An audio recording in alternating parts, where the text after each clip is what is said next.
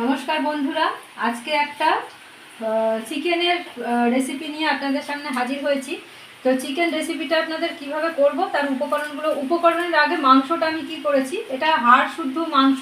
সেই মাংসটাকে আমি অ্যারারুট দিয়ে একটু নুন, হলুদ, পেঁয়াজ, আদা রসুন বাটা দিয়ে যে মেখে রেখেছিলাম, আমার এগুলো ভাজা হয়ে এসছে, লাস্ট একটু বাকি আছে। এটা আমি ম্যারিনেট করে কিছুক্ষণ রেখে দিয়েছিলাম। তারপরে সেইগুলো আমি ম্যারিনেট করা চিকেনগুলো এইভাবে ভেজে নিয়েছি, একটু হালকা হালকা করে ভেজে নিয়েছি। আর আলুটাও আমি ভেজেছি, মাংস আমি আলু দেবো ভেজেছি। আর কি কি উপকরণ নিয়েছি সেগুলো আপনাদের দেখাই। এখানে নিয়েছি আমি পেঁয়াজ, কুচি কুচি করে পেঁয়াজ নিয়েছি, লঙ্কাটা নিয়েছি। লঙ্কাটা আমি রান্নার একদম যখন মাংসটা হয়ে যাবে তারপর দেবো। কিছু ডুমো ডুমো করে পেঁয়াজ কেটে নিয়েছি। এখানে আদা রসুন বাটার পেস্ট নিয়েছি। আর এখানে আমি টমেটো সস বা কিছু ব্যবহার করছি না বলে এখানে আমি বেশি করে একটু টমেটো কুচি নিয়েছি। তো এইভাবে আমার যেটুকু বাকি আছে এই অ্যারারুটে মিক্সড করা যে মাংসটা, সেটা আমার বাকি রয়েছে, সেগুলো আমি একেবারে ভেজে কমপ্লিট করে তুলে নেবো। নিয়ে কীভাবে আপনাদের মাংসটা করবো সেটা আমি দেখাতে থাকছি। খুব সামান্য তেলে আমি মাংসটা রান্না করব। এরপর তেলটা গরম হয়ে গেলে আমি একে একে এর মধ্যে এই কুচানো পেঁয়াজটা দিয়ে একটু ভাজা ভাজা হলে তারপরে আদা রসুনের পেস্টটা আমি দেব। এটা একটু ভেজে নিই।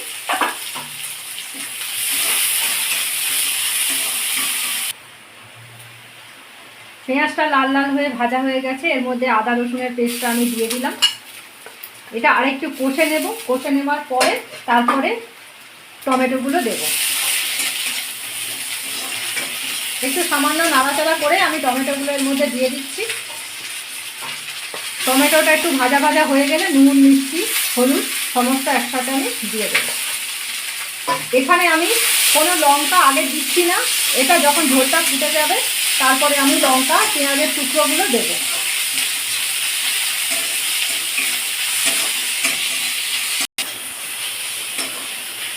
মাংসের এই যে টমেটো, পেঁয়াজ সমস্ত পেস্ট হয়ে গেছে, এর মধ্যে আমি এবার নুন, পরিমাণ মতো নুনটা দিলাম, লাগলে আবার পরে দেব।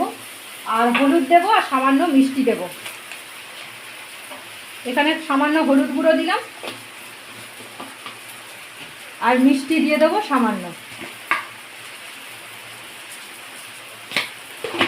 এরপর এটা ভালো করে নাড়াচাড়া করে নেব। নাড়াচাড়া করে নিয়ে এর মধ্যে মাংস, আলু সবই একসাথে দিয়ে এর মধ্যে নাড়াচাড়া করে নেব।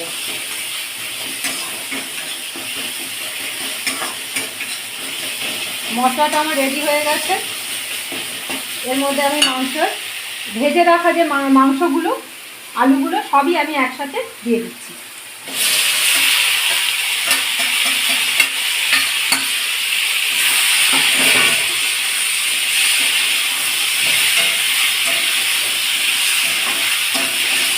এখানে কিন্তু আমি আগে থেকে কোনো লঙ্কার ব্যবহার করিনি।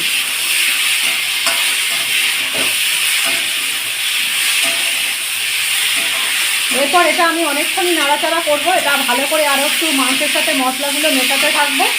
আপনারা ততক্ষণ দেখতে থাকুন।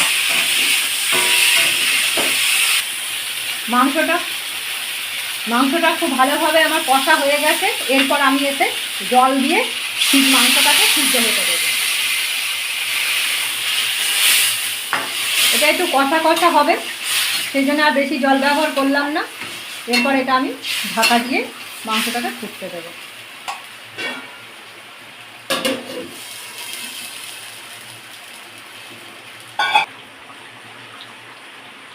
ঝোলটা ফুটে গেছে, মাংস, আলু সব সিদ্ধ হয়ে গেছে। এরপর আমি এই লঙ্কা আর পেঁয়াজের এই ছোটো ছোটো করে ডুমোগুলো আমি খুলে নিয়েছি, পাপড়ির মতো করে নিয়েছি, এইগুলো আমি এর মধ্যে দিয়ে দেবো।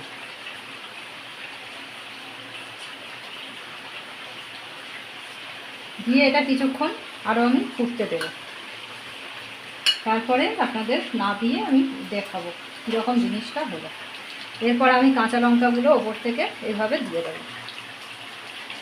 এটা আমি সম্পূর্ণ কাঁচা লঙ্কার উপরে রান্নাটা করলাম।